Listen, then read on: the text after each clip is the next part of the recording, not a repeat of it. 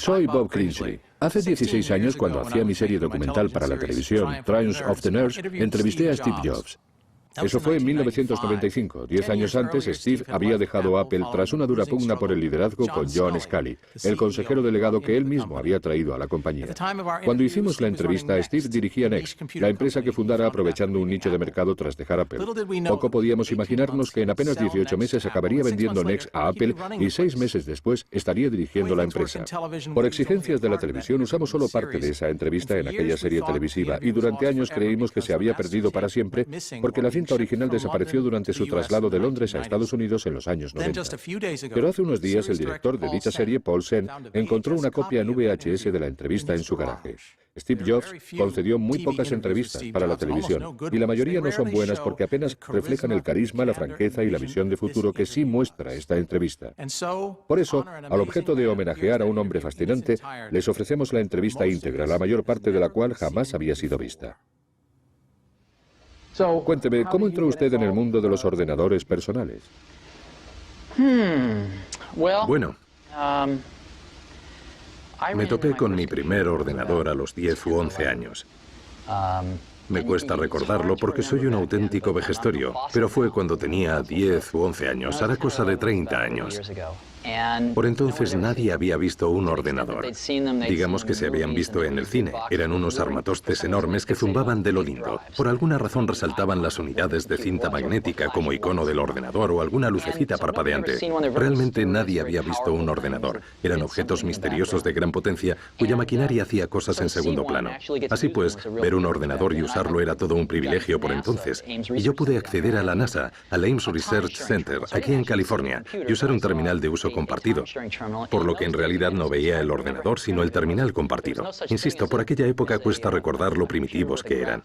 No existían los ordenadores con pantalla gráfica para vídeo, se trataba literalmente de una impresora, de un teletipo con un teclado donde uno introducía los comandos y había que esperar un rato hasta que la máquina hacía y te decía lo que fuera.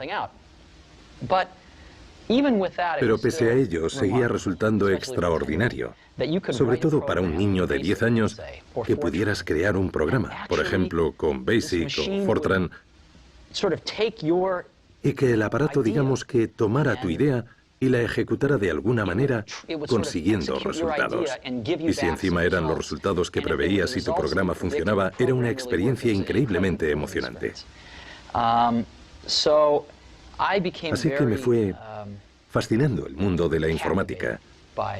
Si bien el ordenador para mí seguía entrañando cierto misterio, porque estaba al otro extremo de un cable y en realidad nunca había visto el ordenador en sí, aunque luego me enseñaron muchos ordenadores y pude ver sus entresijos. Más adelante formé parte de un grupo en Hewlett Packard.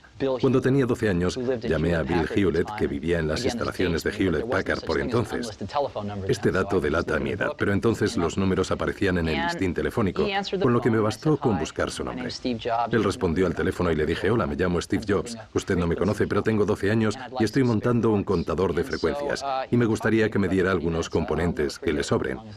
Estuvo hablando conmigo durante unos 20 minutos, es algo que no olvidaré en la vida. Me dio los componentes, pero también un empleo en Hewlett Packard para ese verano.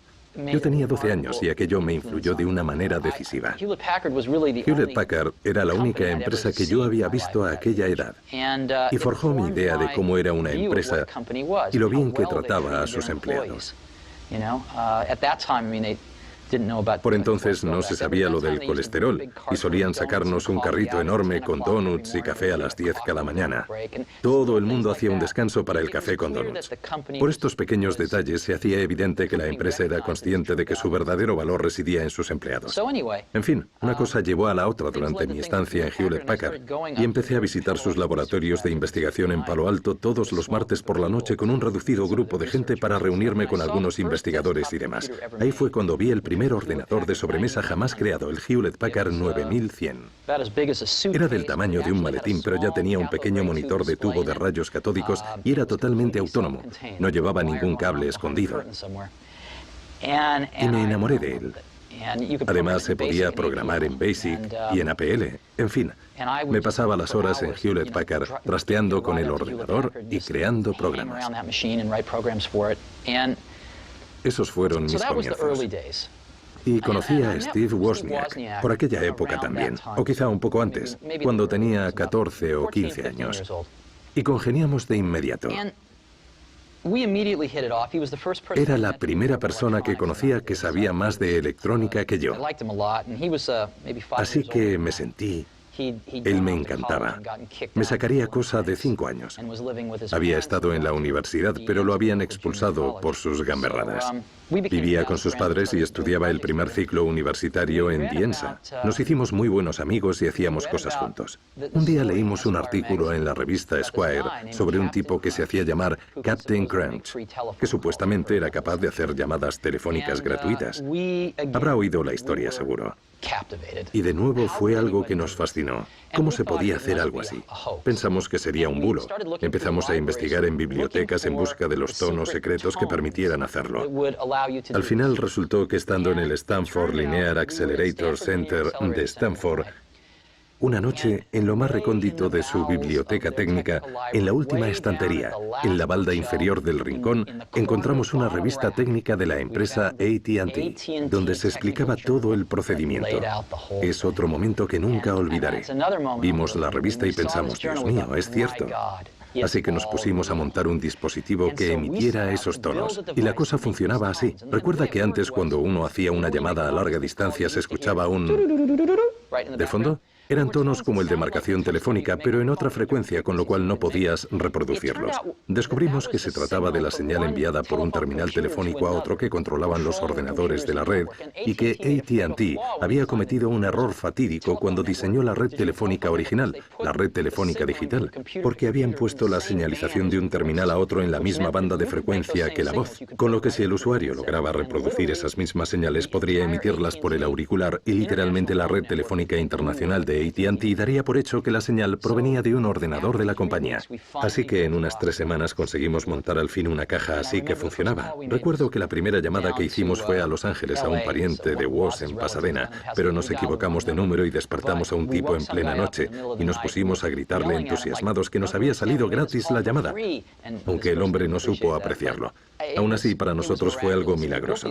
Así que nos pusimos a montar esas cajitas para hacer blue boxing, como se llamaba. Incluimos una notita en el fondo de las cajas con nuestra sentencia que era «Tiene el mundo en sus manos», y funcionaba.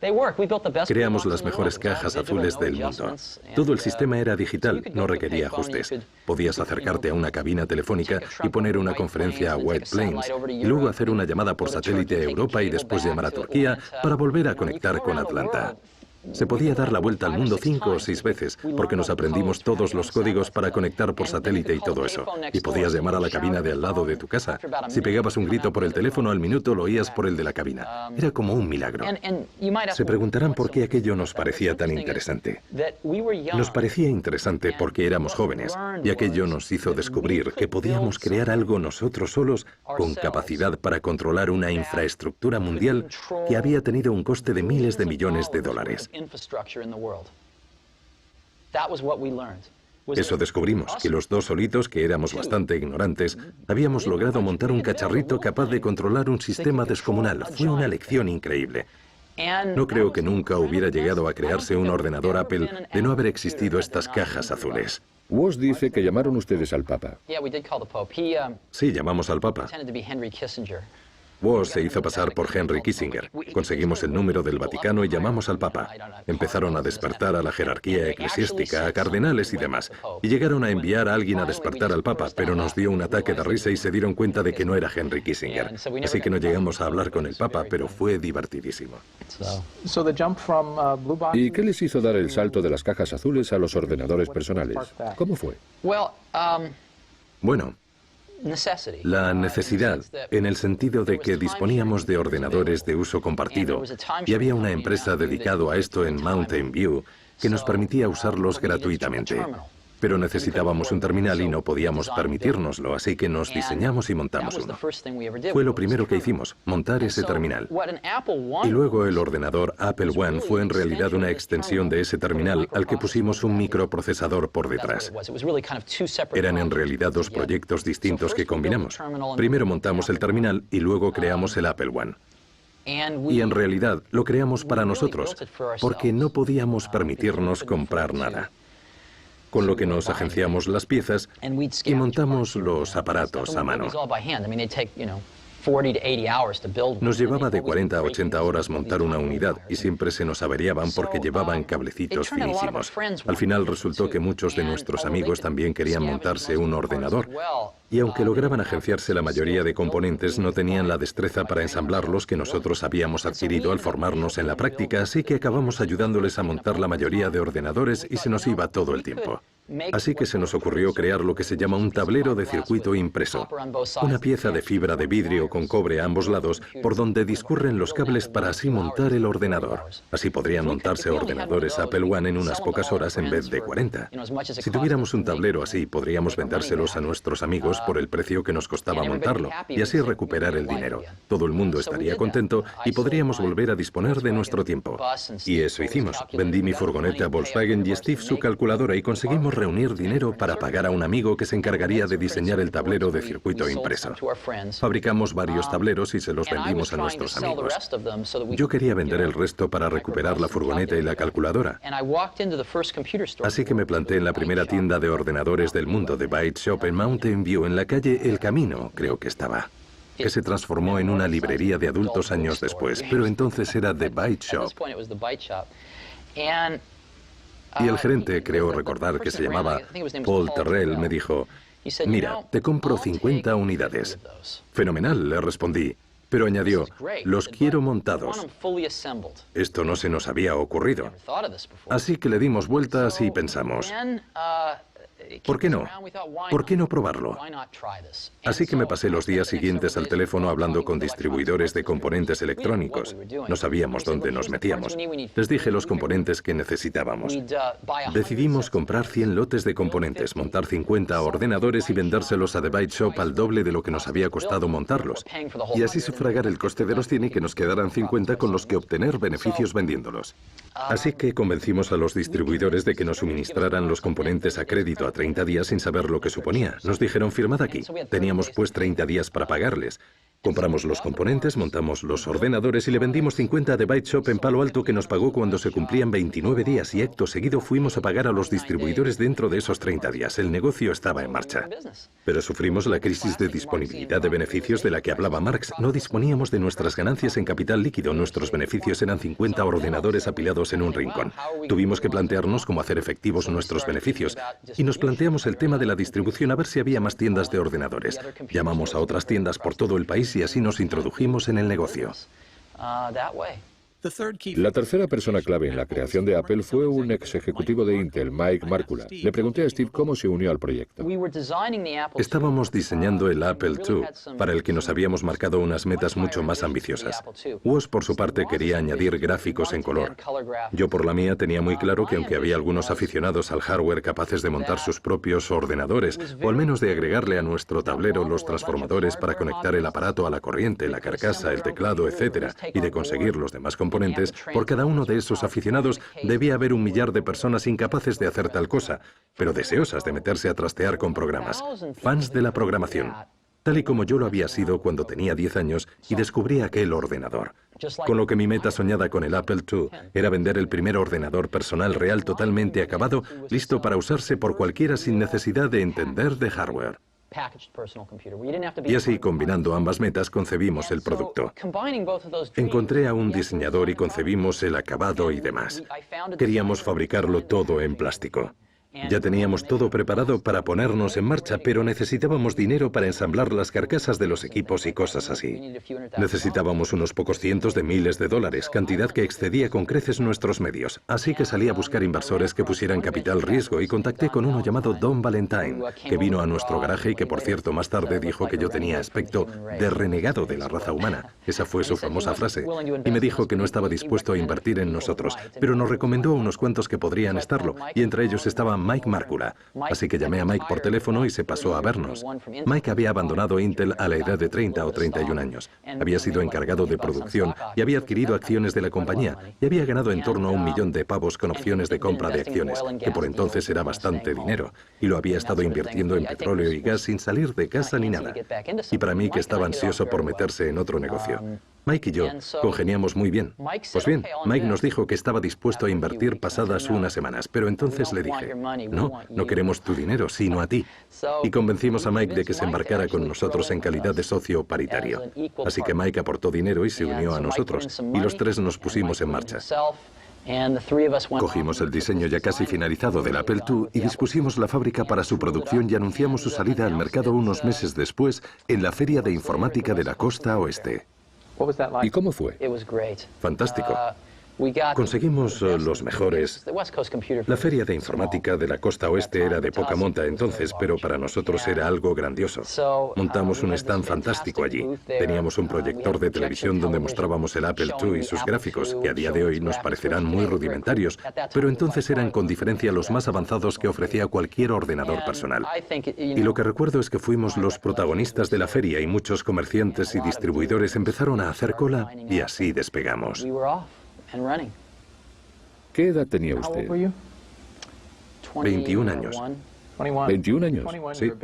Y ya tenía un éxito arrollador. Y lo había conseguido de forma improvisada. No había recibido formación específica en este campo. ¿Cómo aprendió a dirigir una empresa?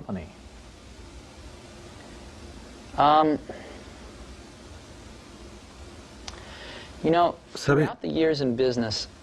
A lo largo de años en el negocio me di cuenta de algo, de que siempre que preguntaba a la gente por qué hace tal cosa, la respuesta invariablemente era, pues porque se hace así. Nadie sabe por qué hace lo que hace, nadie se plantea a fondo las cosas en el contexto empresarial. Eso descubrí. Le pondré un ejemplo. Cuando montábamos los ordenadores Apple I en el garaje, sabíamos exactamente lo que costaban. Cuando pasamos a la producción en fábrica, por la época del Apple II, los contables partían de la idea de un coste estándar. Se fijaba un coste estándar y al final del trimestre se ajustaba el precio a las variaciones. Yo no paraba de preguntar por qué se hacía así. Y me respondían que se hacía así. Y tras 6 meses indagando vi que la razón por la que se hacía así era porque no se dispone de mecanismos para controlar el coste real, con que se hace una hipótesis y luego se ajusta el coste al final del trimestre. Y no se conoce el coste real porque los sistemas de información no son lo bastante buenos, pero nadie me lo explicaba así. Por eso, cuando diseñamos una fábrica automatizada para los Macintosh, logramos librarnos de muchas de esas ideas anticuadas y conocer con exactitud el coste de los productos al instante. Por eso, en las empresas muchas cosas funcionan en base a lo que yo llamo creencias heredadas. Es decir, se hacen de tal modo porque así se hicieron ayer y el día anterior. Eso significa que si uno se molesta en hacer muchas preguntas y en plantearse las cosas y en esforzarse, se puede aprender el negocio bastante rápido. No es algo que cueste tanto. No hace falta ser un genio. No hace falta, ¿no? Bien, cuando entró en contacto con los ordenadores por primera vez, antes de inventarlos, cuando trabajaba en el modelo HP 9100, nos ha comentado que creaba programas. ¿Qué tipo de programas? ¿Para qué servían?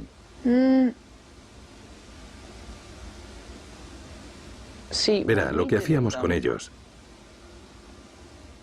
Mejor le pondré un ejemplo sencillo. Cuando estábamos diseñando nuestra caja azul, creamos un montón de programas ad hoc para ayudarnos a diseñarla. Programas que nos hacían gran parte del trabajo sucio, como calcular las frecuencias maestras con subdivisores para obtener otras frecuencias y cosas así. Nos valimos bastante del ordenador para calcular el margen de error que podíamos obtener en las frecuencias y cuánto podía tolerarse. Así que los usábamos en el trabajo, pero lo más importante es que no se trataba de usarlos para asuntos prácticos, sino de utilizarlos y que fueran un reflejo del proceso mental para que nos enseñaran a pensar. Lo más valioso de aprender.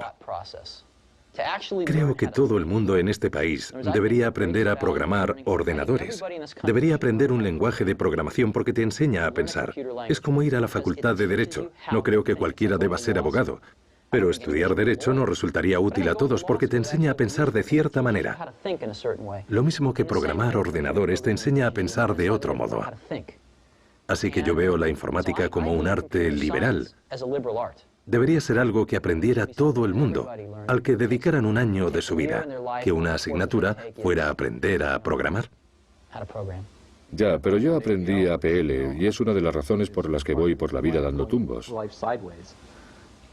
Ya, pero si echa la vista atrás, ¿lo considera o no una experiencia enriquecedora que le enseñó a pensar de un modo distinto? Pues no pienso eso especialmente. Vale. Otros lenguajes quizá más, pero empecé con el APL. Como decíamos, obviamente, el Apple II tuvo un éxito tremendo. Sí. Tuvo un éxito increíble. Y la empresa subió como la espuma y finalmente salió a bolsa y ustedes se hicieron muy ricos. ¿Qué siente uno al hacerse rico? Es muy interesante. Pagaban por mí algo más de $1 millón cuando tenía 23 años, más de 10 millones cuando tenía 24 y más de 100 millones cuando tenía 25. Y no le di mayor importancia, porque nunca me dediqué a esto por dinero.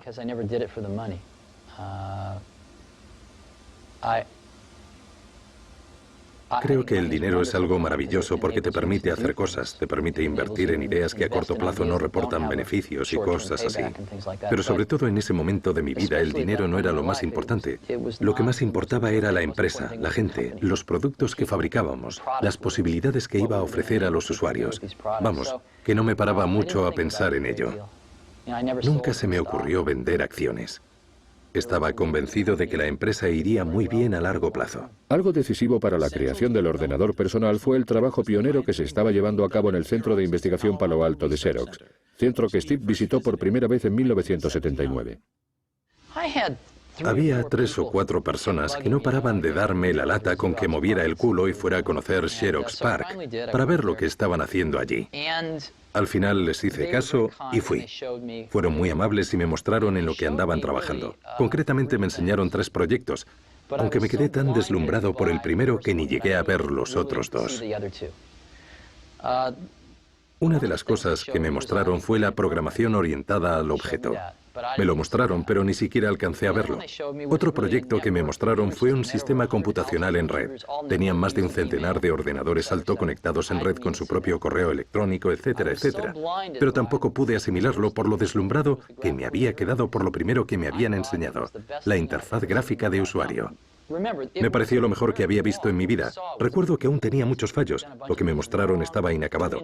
Habían hecho varias cosas mal, pero no lo sabíamos entonces. Con todo y con eso tenían el germen de la idea y lo habían hecho muy bien. Y en apenas 10 minutos me quedó patente que todos los ordenadores funcionarían así algún día. Era evidente. Estaba por ver cuántos años harían falta y quién se llevaría el gato al agua. Pero era indiscutible que era inevitable, era obvio. Ustedes hubieran pensado lo mismo. ¿Sabe? Son justo las palabras que empleó Paul Allen. Sí. Es muy interesante. Sí, era obvio. En todo caso, repitió visita. Después regresó acompañado de otras personas. Sí. ¿Qué pasó en aquella segunda ocasión? ¿Le hicieron esperar lo suyo? No. ¿No? Vaya, pues Adele Goldberg me dijo otra cosa. ¿A qué se refiere? Bueno, ella les hizo la demostración cuando volvieron en grupo y Sí. me dijo que estuvo negándose durante 3 horas y que les llevaron a otros departamentos a mostrarles otras cosas, mientras ella seguía negándose. Ah, ¿se refiere a que eran reacios a hacernos la demo? Ella. Ah, vale, pues ni idea. Entiendo. No lo recuerdo, creí que hablaba de otra cosa. O sea, que eran hábiles. Sí, pero sí nos lo mostraron. Y menos mal, porque aquella tecnología fue un fracaso total en Xerox. Lo llamaban, ¿cómo dice? ¿Por qué? ¿Por qué? Nada, solo le preguntaba. Muy sencillo. De hecho, le di muchas vueltas y más adelante me lo explicó mejor John Scully. Y ahora creo que lo entiendo bastante bien. Lo que ocurrió fue como lo que pasó con John Scully. John Scully venía de PepsiCo, donde cambiaban sus productos como mucho cada 10 años. Y eso que para ellos sacar un nuevo producto era cambiar el tamaño de la botella, ¿vale? Si uno era encargado de producción, no podía cambiar gran cosa el curso de la compañía. ¿Quiénes fueron entonces los responsables del éxito de PepsiCo? Los comerciales y encargados de marketing. Eran ellos pues quienes ascendían y por tanto dirigían la empresa. Pues bien, puede que a PepsiCo le funcionara, pero lo mismo puede ocurrir en las empresas tecnológicas que monopolizan el mercado como IBM y Xerox. Si eras encargado de producción en IBM o Xerox, ¿qué más daba que pudieras producir mejores ordenadores o fotocopiadoras? Cuando una empresa monopoliza su sector de mercado, esta deja de tener éxito. Luego, quienes pueden conseguir mayor éxito para la compañía son los encargados de ventas y de marketing, que acaban dirigiendo estas empresas. Y a los encargados de producción se les aparta del proceso de toma de decisiones. Y las empresas se olvidan de lo que supone fabricar un buen producto. La gente con sensibilidad e ingenio para crear los productos de calidad que hicieron que la empresa monopolizara el mercado queda anulada por quienes dirigen la empresa, que no saben distinguir entre un buen y un mal producto. Gente que no tiene ni idea del dominio del oficio que requiere tomar una buena idea y convertirla en un buen producto, y a quienes no suele moverle un interés genuino de ayudar a los consumidores. Así ocurrió en Xerox. Los del parque solían llamar a los directivos cabezas de tóner. Venían al centro de investigación y no tenían ni idea de lo que les enseñaban. Para que los espectadores lo entiendan, ¿qué es el tóner? Pues el tóner es lo que se pone en las fotocopiadoras. Ya sabe, el tóner que se añade en fotocopiadoras industriales. El polvillo negro. Ese polvillo negro, sí. Los directivos no veían más allá de la función de fotocopiadora. Digamos, no tenían la más remota idea de las posibilidades de un ordenador, así que fracasaron aún teniendo todas las papeletas para triunfar en el sector informático. Xerox podría haber dominado el mercado informático hoy día, podría haber multiplicado por 10 su tamaño, podría haber sido una IBM, podría haber sido la IBM de los 90, podría haber sido el Microsoft de los 90. Pero en fin, es agua pasada, ya da igual. Desde luego. Ha mencionado a IBM. Cuando IBM se introdujo en el mercado, ¿eso intimidó a Apple? Desde luego. Es decir, por un lado estaba Apple, una empresa valorada en $1.000 millones, y por otro IBM, por entonces valorada en unos $30.000 millones, que se disponía a introducirse en el mercado. Claro que nos asustó, no era para menos. Aunque cometimos un error garrafal. El primer producto que sacó IBM era malo, realmente pésimo, y nosotros cometimos el error de no darnos cuenta de que había mucha gente interesada en ayudar a IBM a mejorar su producto. Por eso, si hubiera dependido exclusivamente de IBM, habrían fracasado. Pero IBM partía de un planteamiento muy acertado, contar con mucha otra gente con intereses creados en su éxito, y eso le salvó al final. Usted volvió de su visita al Xerox PARC con una idea. ¿Cómo la puso en práctica? Pues reuní a nuestros mejores empleados y les puse a trabajar en ello. El problema era que habíamos contratado a un grupo de gente de Hewlett Packard y no acababan de entender la idea. Recuerdo tener unas discusiones tremendas con algunos que pensaban que lo más chulo de la interfaz de usuario era que tuviera teclas programables en la parte inferior de la pantalla. No concebían lo que era una fuente de espaciado proporcional o un ratón. De hecho, recuerdo una discusión. Me gritaban que nos llevaría 5 años diseñar un ratón y que cada uno nos costaría $300. Al final me harté, salí y di con la empresa David Kelly Design. Les pedí que me diseñaran un ratón y en 90 días teníamos un ratón cuya producción nos salía por 15 pavos y de una fiabilidad increíble. Me di cuenta de que, en cierto modo, Apple no contaba con gente capacitada para entender la idea que me proponía en muchos sentidos. Un grupo reducido sí la captaba, pero el equipo en general, en su mayoría procedente de Hewlett Packard, no tenía la más remota idea. Ahí entra en juego el problema de la profesionalidad, que tiene su lado bueno y su lado malo, ¿no? Pues no, no es que tenga un lado bueno o malo, es que la gente se confunde. Las empresas se confunden. Cuando empiezan a crecer, lo que quieren es repetir su éxito inicial. Muchas piensan, bien, hay una fórmula mágica en la manera en que hemos logrado el éxito, e intentan institucionalizar ese modo de proceder en todos los ámbitos de la empresa. Y muy pronto la gente empieza a no distinguir el proceso de producción del producto final. Y eso supuso a la larga la perdición para IBM. IBM cuenta con los mejores fabricantes del mundo. Pero olvidaron pensar en el producto final. Y también es un poco lo que pasó en Apple. Teníamos a mucha gente estupenda gestionando la fabricación, pero no sabían nada del producto que fabricaban. Y a lo largo de mi carrera profesional he ido descubriendo que los mejores profesionales son los que de verdad entienden la esencia del producto. Y es una lata dirigirlos, pero uno hace de tripas corazón porque son buenísimos con el producto final. Así se obtienen buenos productos, no importa cómo se fabriquen, sino su contenido. Sufrimos en cierta medida ese problema en Apple. Y ese mismo problema nos llevó a diseñar el ordenador Lisa, que tuvo sus momentos. En cierto modo era un ordenador muy adelantado a su tiempo, pero no se comprendió bien el contenido fundamental del producto. Apple se alejó demasiado de sus orígenes. Para los empleados procedentes de Hewlett Packard, $10.000 les parecía barato. Para nuestro mercado, para nuestros canales de distribución, $10.000 era un precio imposible. Así que fabricamos un producto que no encajaba con la filosofía de nuestra empresa, nuestra imagen, nuestros canales de distribución ni nuestra clientela. No podían permitirse un producto semejante y fue un fracaso. John Couch y usted se enfrentaron por el liderazgo de la empresa. Totalmente, y perdí. Así es. ¿Qué provocó ese enfrentamiento? Yo creía que la producción de los ordenadores Lisa iba a acarrearnos serios problemas. Opinaba que iba por muy mal camino, como acabo de explicar. Pero no logré convencer a suficientes altos cargos de Apple de que ese era el caso. Y dirigíamos la empresa en equipo por lo general. Así que fracasé en mi intento. Y estuve obsesionado con el tema durante unos meses, pero no mucho después me dio por pensar que si no hacíamos algo al respecto, el Apple II estaba perdiendo fuelle.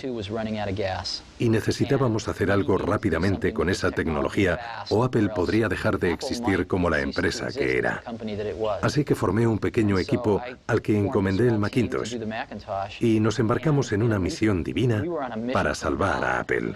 A nadie más se lo parecía, pero al final teníamos razón. Y conforme fuimos desarrollando el Mac, me fue quedando claro que era una forma de reinventar Apple. Lo reinventamos todo. Reinventamos la forma de fabricar los ordenadores. Visité unas 80 fábricas automatizadas en Japón y montamos la primera fábrica automatizada de ordenadores del mundo aquí, en California. Adoptamos el microprocesador 68000 del Lisa. Negociamos un precio 5 veces menor de como Lisa iba a pagarlo porque íbamos a producir un volumen muy superior. Y empezamos a diseñar el producto pensando en venderlo por $1000, pero no pudimos. Lo llamamos Macintosh. Podríamos haberlo vendido a $2000, pero lo sacamos a 2500. Dedicamos 4 años de nuestra vida exclusivamente a eso, a fabricar el producto y a montar la fábrica automatizada, es decir, la maquinaria para fabricar las máquinas. Montamos un sistema de distribución totalmente nuevo, adoptamos una estrategia de marketing totalmente novedosa y creo que dio muy buenos resultados. Bien, usted fue quien motivó al equipo. Tuvo que guiarles. Tuvimos que reunir al equipo. Sí, tuvo que reunir al equipo, motivarlo, guiarlo, lidiar con él. Hemos entrevistado a muchas personas del equipo que creó el Macintosh. ¿Sí? Y todos atribuyen su éxito al entusiasmo que usted le puso, a su visión de futuro. ¿Qué prioridades estableció? ¿Qué considera importante a la hora de crear un producto?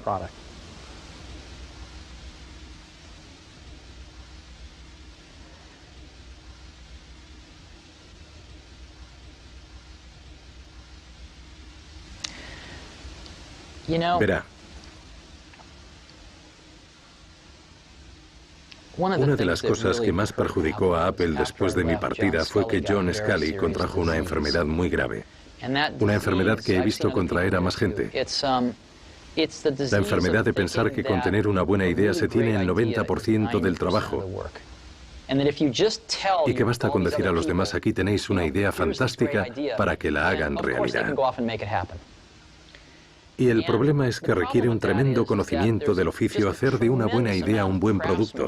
Y conforme uno va desarrollando una buena idea, va cambiando y creciendo, y nunca acaba materializándose como se concibió, porque uno va aprendiendo al entrar en los detalles, aunque también va teniendo que sacrificar cosas importantes en pos del resultado final. Hay determinados comportamientos que no puedes conseguir de los electrones, del plástico, del cristal, de una fábrica o de un robot. Y cuando integras todo esto, el diseño de un producto requiere tener 1000 cosas en mente. Todos esos conceptos y conseguir que encajen de diferentes maneras para alcanzar tu objetivo. Y cada día descubres algo nuevo, ya sea un nuevo problema o una nueva oportunidad de hacer que todas esas piezas encajen de una forma distinta. Y en ese proceso está la magia.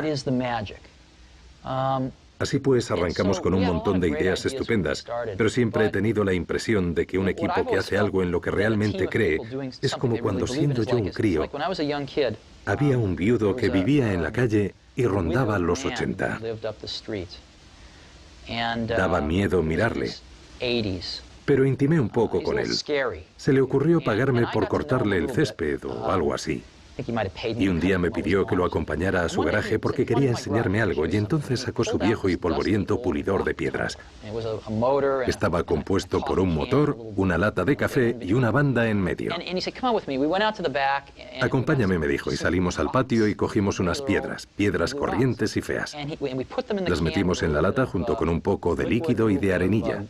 Cerramos la lata y encendió el motor. Vuelve mañana, me dijo. Y la lata metía mucho ruido con el golpeteo de las piedras. Cuando regresé al día siguiente y abrimos la lata, sacamos unas piedras preciosas y totalmente pulidas.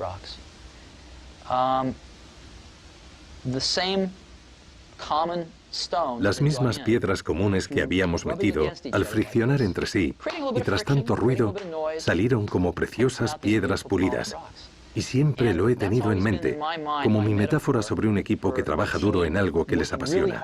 Es gracias al equipo de esa gente con tanto talento que al chocar unos con otros, discutir y pelearse a veces armando jaleo, al trabajar juntos, se pulen entre sí y pulen las ideas. Y como resultado, se obtienen estas piedras tan bonitas. Así que es difícil de explicar, y desde luego no es fruto del trabajo de una sola persona. O sea, a la gente le gustan los símbolos, y yo soy un símbolo de ciertas cosas. Pero desde luego el Mac fue un trabajo en equipo. Ahora bien, he observado algo desde los inicios de Apple que entonces no sabía cómo explicar, pero le he dado muchas vueltas desde entonces. Para la mayoría de las cosas, el rango dinámico entre la media y lo mejor es como mucho de 2 a 1. Si vas a Nueva York y das con un taxista medio frente al mejor taxista que conozcas, es probable que con el mejor taxista llegues a tu destino cosa de un 30% más rápido. En un coche, ¿qué diferencia hay entre uno en la media y el mejor? Tal vez del 20%. Entre el mejor reproductor de CDs y uno medio, no lo sé, un 20%. Así que 2 a 1 es un estupendo rango dinámico para la mayoría de parcelas de la vida. Con software, y lo mismo pasaba con el hardware, la diferencia entre la media y lo mejor es de 50 a 1 o puede que de 100 a 1. ¿Sí? ¿Vale? Esto pasa con muy pocas cosas, pero he tenido la gran suerte de dedicarme a cosas de este calibre. Así que he construido gran parte de mi éxito a base de dar con esta gente verdaderamente talentosa y no conformándome con jugadores de segunda y tercera, sino apostando por los jugadores de primera. Y he descubierto algo. Cuando consigues reunir a suficientes jugadores de primera, cuando te esfuerzas por encontrar a 5 jugadores así, les encanta trabajar juntos porque nunca antes habían tenido la oportunidad y no desean trabajar con jugadores de segunda o tercera. Asumen la política como propia y solo quieren contratar a jugadores de primera. Les llenas los bolsillos y se va propagando. Así era el equipo del Mac, todos ellos jugadores de primera. Y eran gente con un talento extraordinario. Pero son también personas que ahora dicen que ya no tienen la energía suficiente para trabajar para usted.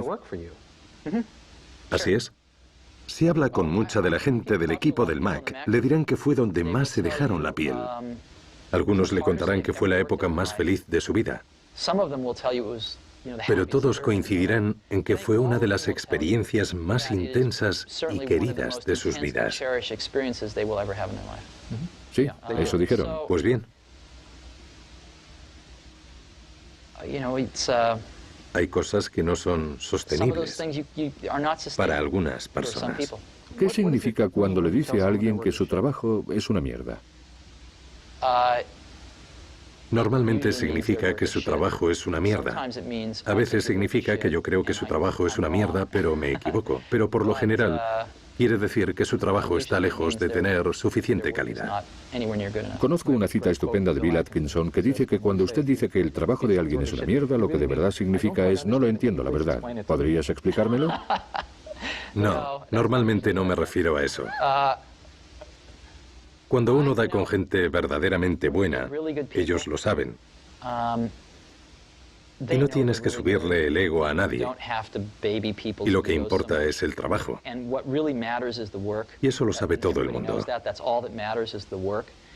Así que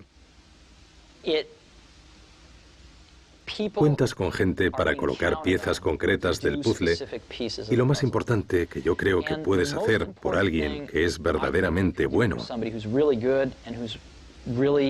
y con quien vas a contar es hacerle ver cuando su trabajo no está a la altura.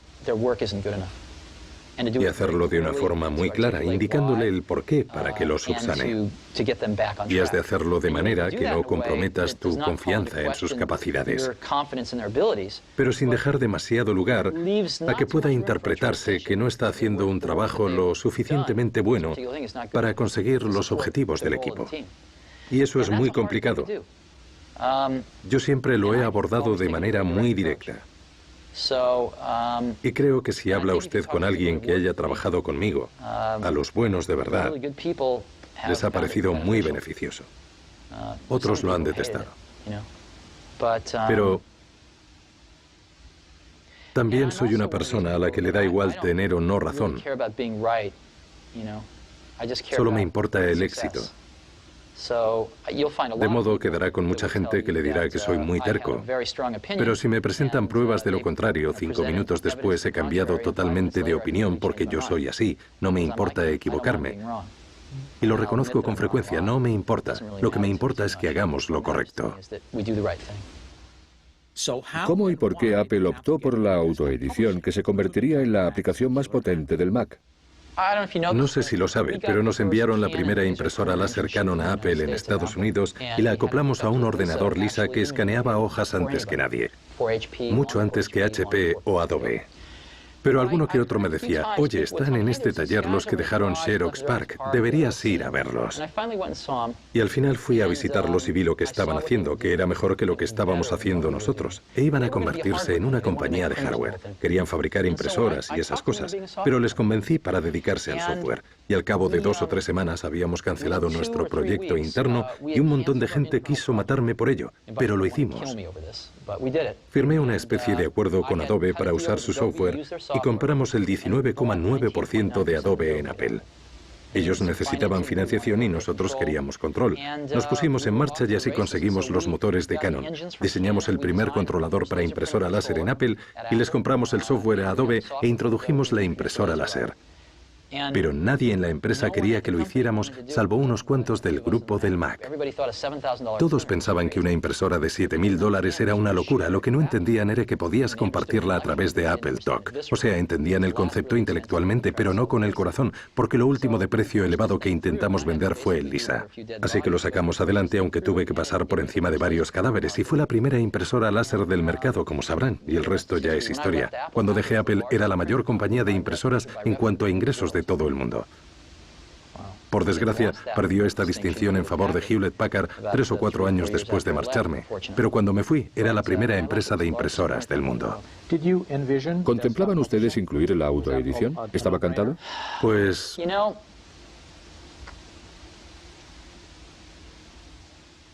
sí. Pero también consideramos en serio el entorno de red, de modo que en enero de 1995, con ocasión de nuestra junta anual en la que introdujimos nuestros nuevos productos, posiblemente cometí el mayor error de marketing de toda mi carrera. En 1985. 1985, perdón. Es posible que cometiera mi mayor metedura de pata en marketing de toda mi carrera al anunciar Macintosh Office, en vez de la autoedición sin más. Contábamos con la autoedición como elemento principal, pero anunciamos también muchas cosas más. Y creo que en aquel momento debimos centrarnos en la publicación de escritorio. Tras serios desacuerdos con el consejero delegado de Apple, John Sculley, Steve dejó la compañía en 1985. Hablemos de su marcha de Apple. Fue muy dolorosa. Ni siquiera sé si quiero hablar de ello. ¿Qué puedo decir? ¿Contraté a la persona equivocada? ¿Se refiere a Sculley? Sí. Él destruyó todo por lo que había trabajado durante 10 años. Empezando por mí. Pero eso no fue lo más triste. Habría dejado Apple con mucho gusto si se hubiera convertido en lo que yo quería. Básicamente se montó en una nave espacial a punto de abandonar la plataforma de lanzamiento, cosa que hizo. Pero se le subió a la cabeza. Se lió y pensó que él había construido la nave. Luego, digamos que cambió la trayectoria de manera que era inevitable que se estrellara contra la Tierra. Los días previos al lanzamiento del Macintosh y sus primeros pasos fueron el estrellato de Steve y John. Fue un periodo en que ambos estaban en boga. Exacto. Y entonces pasó algo que les hizo separarse. Así es. ¿Qué fue? Bueno, lo que pasó fue que el sector entró en recesión a finales de 1984. Las ventas empezaron a contraerse seriamente y John no sabía qué hacer, no tenía ni idea. Así que había un vacío de poder en Apple. Había directores francamente fuertes encargados de dirigir las divisiones. Yo llevaba la del Macintosh y otra persona se encargaba del Apple II. Había problemas con algunos departamentos. Había un encargado de almacenamiento que era para echarle de comer aparte y un par de cosas que debían cambiarse, pero todos esos problemas actuaron como una olla a presión debido a la contracción del mercado. Y carecíamos de líder. Con lo que John no tenía muy contenta a la Junta y seguramente no duraría mucho en la compañía. Y algo que nunca había visto en John hasta entonces era su increíble instinto de supervivencia. Alguien me dijo en cierta ocasión que no habría llegado a presidente de PepsiCo de no ser por su instinto. Y era cierto. John decidió que un buen candidato para señalar como la raíz de todos esos problemas sería yo. Así que surgió el conflicto entre ambos. John estableció una relación muy estrecha con la junta directiva y le creyeron. Así fue como sucedió. Tenían pues planteamientos opuestos en cuanto a la empresa. Claramente. Bueno, no tanto planteamientos opuestos, pues dudo que John tuviera alguno. Lo que quería preguntarle es qué planes tenía usted, Sí. que en este caso no prevalecieron. No se trataba de un problema de planes, sino de ejecución. En el sentido de que yo opinaba que Apple necesitaba un liderazgo mucho más enérgico que unificase a las distintas facciones que habíamos creado al organizarnos en secciones. Creía que el Macintosh era el futuro de Apple, que debíamos restringir drásticamente los gastos referentes al ordenador Apple II, que debíamos invertir fuertemente en el área del Macintosh, en esa línea. Y los planes de John eran seguir siendo el consejero delegado. Y cualquier cosa que le ayudara a conseguirlo le parecía bien. Así que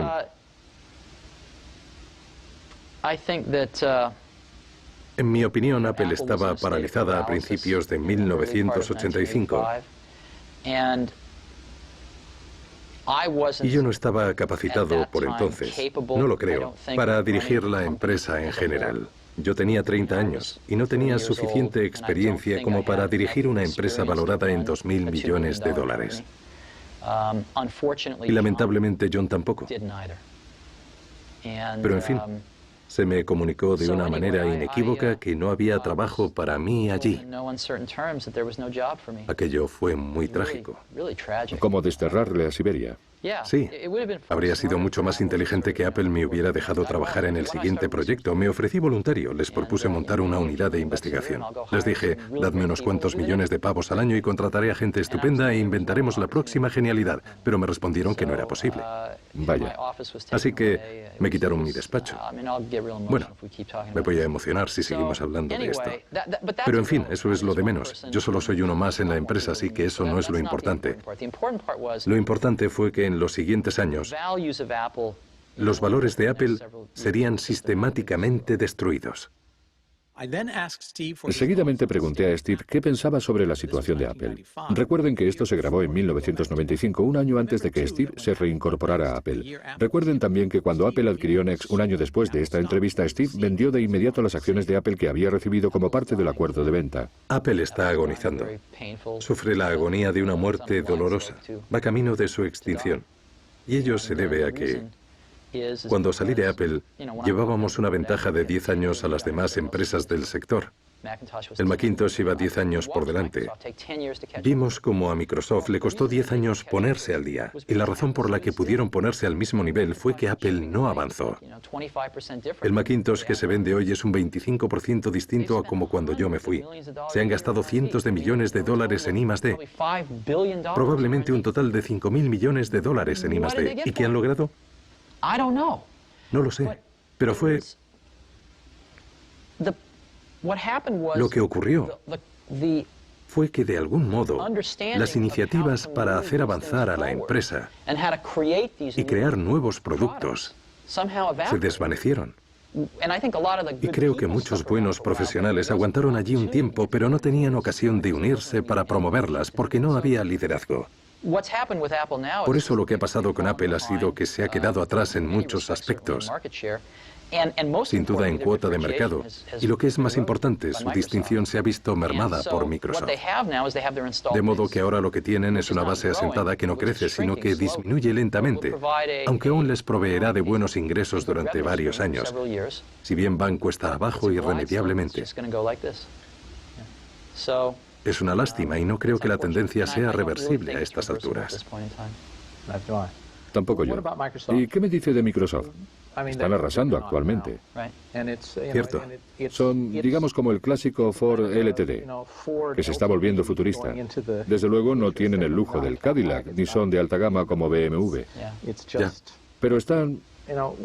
Ya sabe, ¿qué está pasando? ¿Cómo han conseguido llegar tan lejos? Bueno, Microsoft se ha puesto en órbita gracias al apoyo e impulso de IBM. Sé que Bill se disgustaría si me oyera decir esto, pero es cierto. Y dicho sea en honor de Bill y Microsoft, aprovecharon esa fantástica oportunidad para abrir nuevas puertas a su empresa. La mayoría no lo recordará, pero hasta 1984 con el Mac, Microsoft no estuvo en el mercado de las aplicaciones. Ese sector lo dominaba Lotus. Microsoft se la jugó al empezar a crear programas y aplicaciones para el Mac. Y sacaron unas aplicaciones malísimas, pero siguieron insistiendo, fueron mejorándolas y al final acabaron por dominar el mercado de las aplicaciones para el Macintosh. Y se valieron del trampolín de Windows para introducirse en el mercado de los ordenadores personales con esas mismas aplicaciones. Y ahora dominan las aplicaciones para los ordenadores personales. Yo diría que tienen dos características. Creo que son muy oportunistas, y no lo digo en sentido negativo, y en segundo lugar son como los japoneses, muy perseverantes. Eso sí, lograron llegar tan lejos gracias a los ingresos que percibían fruto de su acuerdo con IBM. Aún así, lo aprovecharon al máximo y les reconozco el mérito. El único problema de Microsoft es que no tienen gusto, no tienen nada de gusto. Y con ello quiero decir,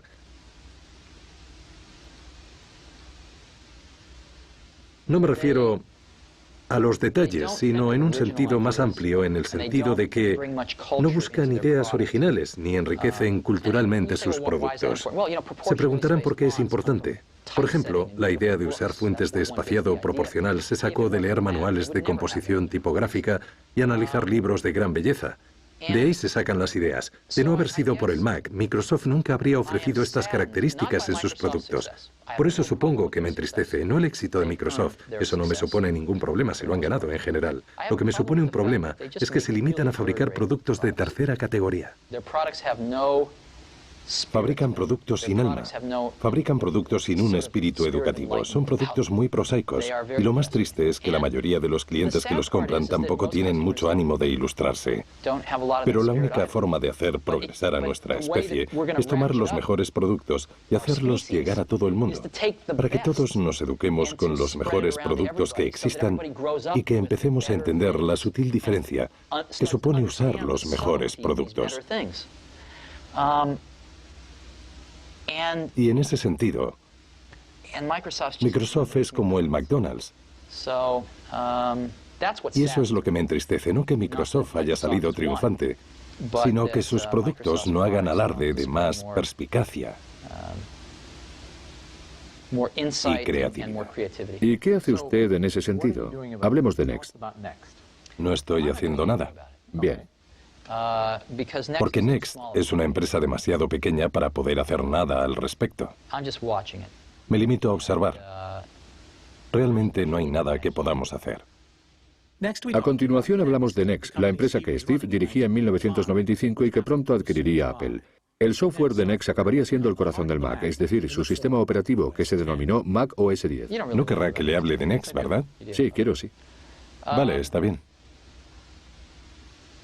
Bueno, lo mejor será, puesto que no tengo mucho tiempo, que le hable de NeXT en la actualidad. Me parece bien. Pues bien, no ha habido...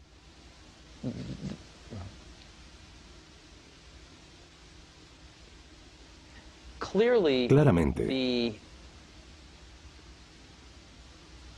la mayor innovación en el sector informático se está produciendo en estos momentos en el ámbito del software, pero no se ha producido un cambio revolucionario en la forma que tenemos de crear el software.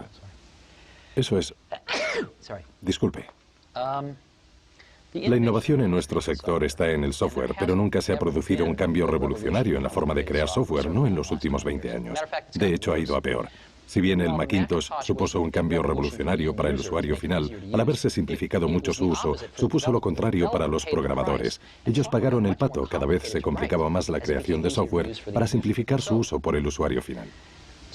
Así pues, los programas se cuelan en todo lo que hacemos hoy en día. En las empresas el software es una de sus armas más potentes y competitivas. Hubo una pugna empresarial por el programa Amigos y Familiares en la última década. ¿Y en qué consistió? La idea era brillante. Un programa de tarificación telefónica a medida del cliente. La empresa AT&T no reaccionó en 18 meses, perdiendo una cuota de mercado por valor de miles de millones de dólares que conquistó la empresa MCI. No por torpeza, sino porque no conseguían crear el programa para facturar a medida del cliente. Así pues, de esta forma y de otras formas más nimias, el software está adquiriendo una fuerza increíble en este mundo, ya sea para ofrecer nuevos bienes y servicios a la gente a través de Internet o lo que sea. El software abrirá muchas puertas en nuestra sociedad. Nos hemos apropiado de otra de esas ideas brillantes y originales que me enseñaron en el Xerox PARC en 1979, pero que no acabé de entender bien entonces. O sea, la tecnología de programación orientada a objetos. La hemos perfeccionado y comercializado aquí, convirtiéndonos en sus mayores proveedores en el mercado. Y esta tecnología orientada a objetos te permite crear programas 10 veces más rápidos y es mejor. En fin, eso hacemos. Tenemos una empresa entre pequeña y mediana de tamaño y somos los mayores proveedores de programas orientados a objetos. Somos una empresa con un valor de 50 a 75 millones de dólares con unos 300 empleados y a eso nos dedicamos. Para terminar el tercer programa abordamos el futuro de la informática por petición expresa de Channel 4. ¿Cómo no? Y por eso quería preguntarle cómo ve usted el futuro dentro de 10 años de esta tecnología que están perfeccionando.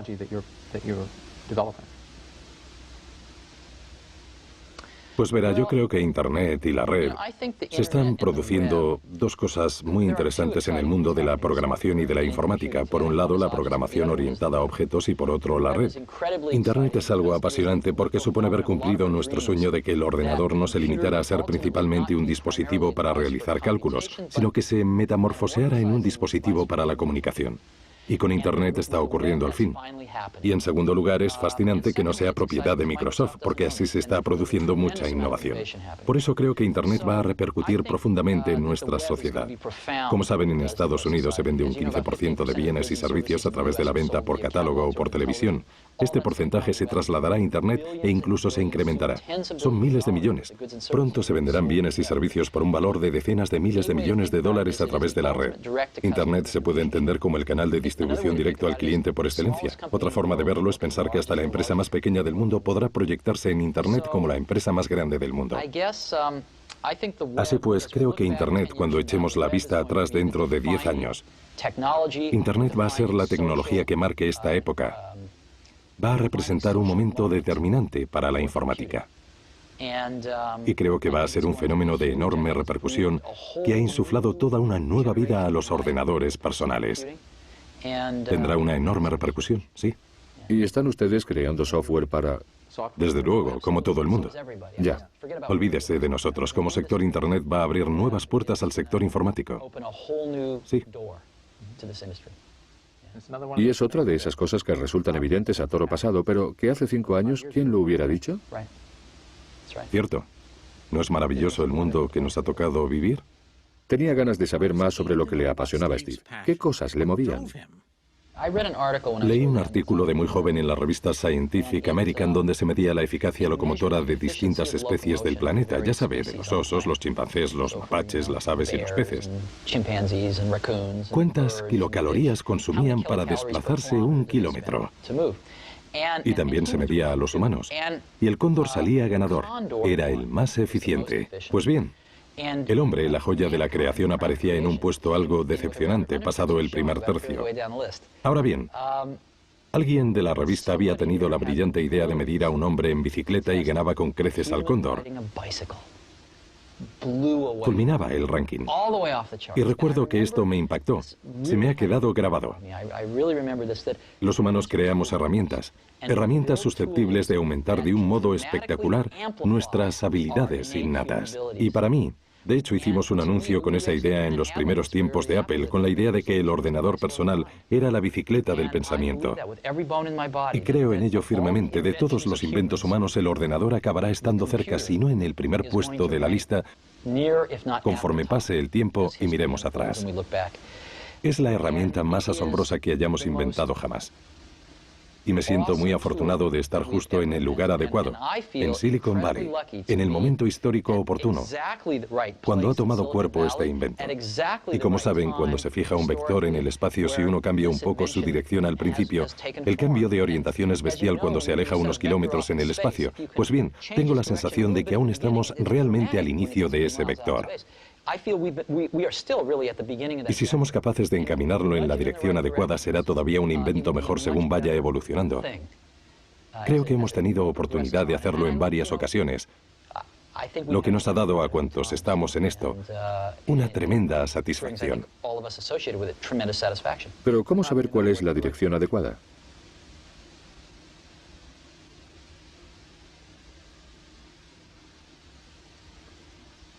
Verá, en última instancia, se trata de una cuestión de gusto. Se trata de tener gusto. Se trata de intentar empaparte de las mejores cosas que ha hecho la humanidad y seguidamente tratar de aportarlas a lo que tú haces. Picasso solía decir que los buenos artistas copian, los genios roban. Y a nosotros nunca nos ha dado vergüenza robar buenas ideas. Creo que en parte lo que ha hecho que el Macintosh sea un producto excepcional es que han trabajado en su desarrollo músicos y poetas, y pintores y zoólogos e historiadores, que además, casualmente, eran los mejores informáticos del mundo. Sin la informática, toda esta gente se habría dedicado a hacer otras cosas increíbles en la vida, en otros campos. Esta gente le ha aportado, todos le hemos aportado a este proyecto un aire de producto que fomenta la transmisión de conocimientos. Una actitud de querer trasladar lo mejor que habíamos observado en los demás ámbitos a este campo. Y creo que eso no se consigue con estrechez de miras. Una de las preguntas que hago a todos los invitados a mi programa es, ¿se considera un hippie o un friki? Pues si tuviera que escoger, diría claramente que soy un hippie. ¿Sí?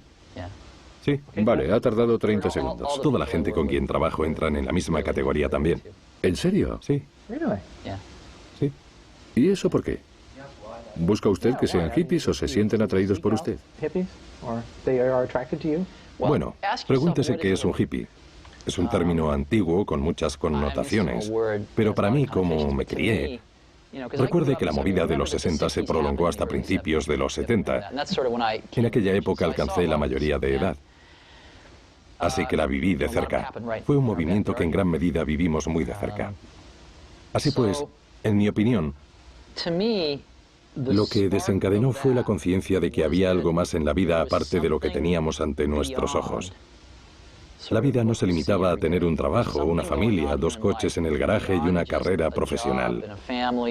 Había algo más. Había otra cara de la moneda, de la que apenas se hablaba.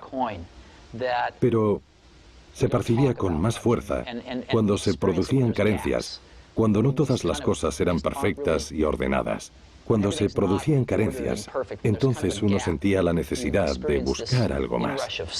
Y mucha gente a lo largo de la historia ha dicho que había que buscarlo, ya fuera con la filosofía de Thoreau o de los místicos indios o quien fuera. Y el movimiento hippie se impregnó de esto y quiso descifrarlo. La vida no era lo que veían hacer a sus padres. Y claro, la tendencia general se fue al otro extremo y la cosa se desmadró. Pero surgió el germen de algo. Y es ese mismo algo que hace que la gente quiera hacerse poetas en vez de banqueros. Y a mí me parece algo maravilloso. Y creo que ese mismo espíritu puede trasladarse a los productos, que se pueden fabricar y hacer llegar a la gente, y la gente percibirá ese espíritu. Cuando hablas con gente que usa el Macintosh les encanta y no es tan habitual que la gente te diga que está encantada con un producto, la verdad. Pero era algo que se palpaba. Tenía algo realmente maravilloso. No creo que la mayoría de los mejores profesionales con los que he trabajado se dedique a la informática por el hecho en sí de fabricar ordenadores. Lo hacen porque es el medio más apto para transmitir ciertas impresiones que uno tiene y desea compartir con otra gente. ¿Le encuentra sentido? Desde luego. Y ya sabe, antes de inventarse esto, toda esta gente se habría dedicado a otras cosas, pero se inventaron los ordenadores y se subieron al carro, y seguramente se interesarían por ellos en el colegio o quizá antes, y se plantearían, caray, este es el medio con el que creo que voy a poder decir algo.